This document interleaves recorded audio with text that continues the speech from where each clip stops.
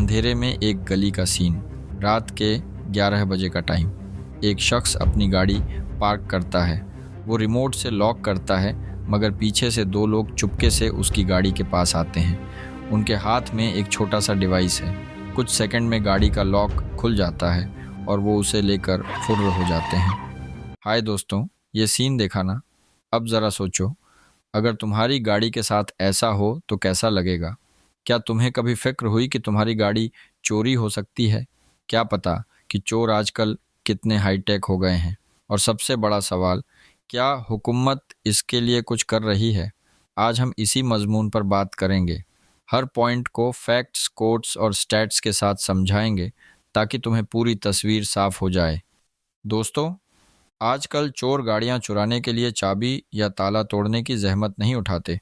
उनके पास है signal jammers